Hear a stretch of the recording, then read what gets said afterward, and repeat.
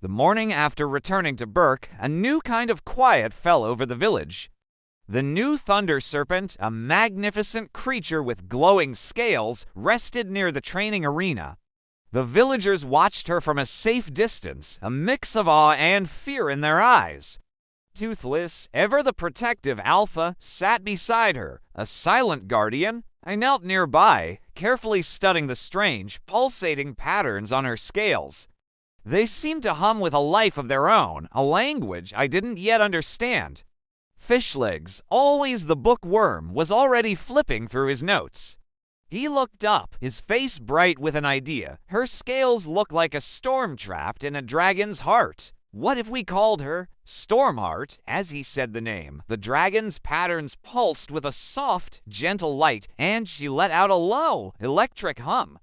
It was like she was agreeing, accepting her new name, Stormheart. It was perfect. But the peaceful moment was shattered. Stormheart suddenly lifted her head, her eyes fixed on the horizon. She let out a long, piercing call, a sound that wasn't just loud, it was elemental. It echoed across the entire island, a summons to the sky itself. I glanced at Toothless. He was on high alert, his gaze locked on the distant clouds, a low growl rumbling in his chest. Is she calling for other dragons? Astrid asked, her hand already on Stormfly's saddle. Before I could even guess, the answer appeared.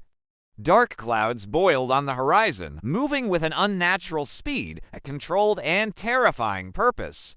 Within the churning storm, massive shadows took shape.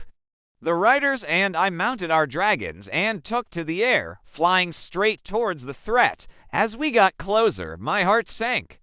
These weren't dragons, they were machines. Huge metal gliders, shaped like monstrous dragons, flew with chilling precision.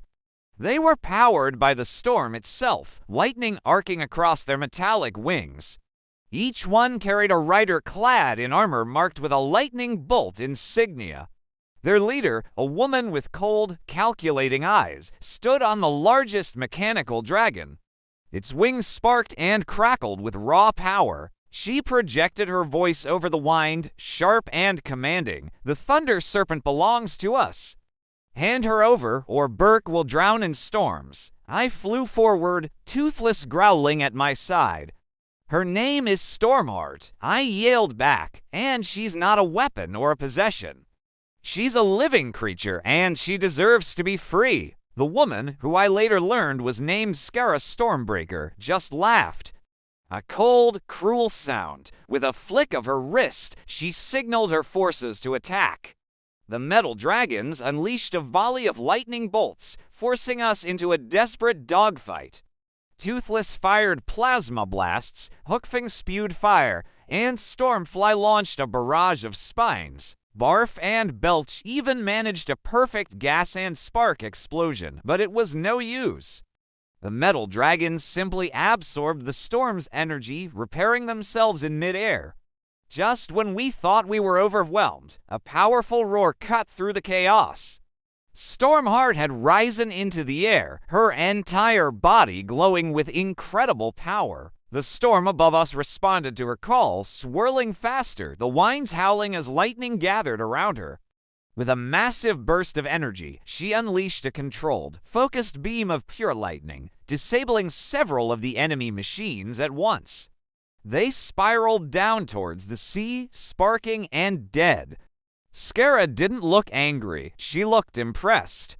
Good, she shouted, a cruel smile on her face. You're finally learning your power. Then, she pulled a glowing crystal from her belt.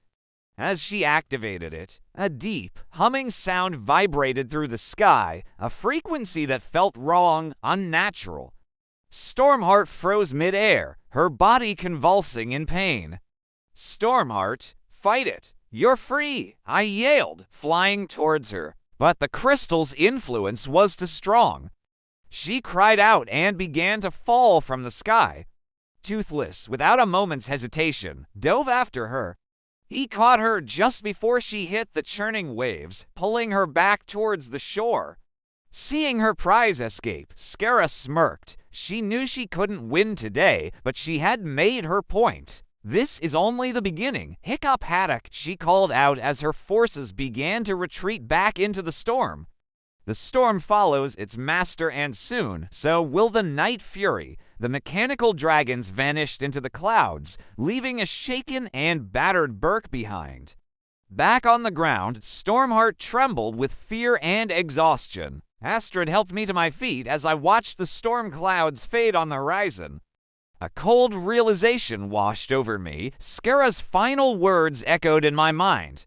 I looked at Toothless, then back at the sky where lightning still flickered faintly. I whispered, more to myself than to anyone else, "She's not coming for a dragon. She's coming for Toothless." A low growl rumbled from Toothless's chest, a promise of the storm that was yet to come. The fight for Berk and for our dragons was far from over. Thanks for watching, and don't forget to follow for the next part of the story.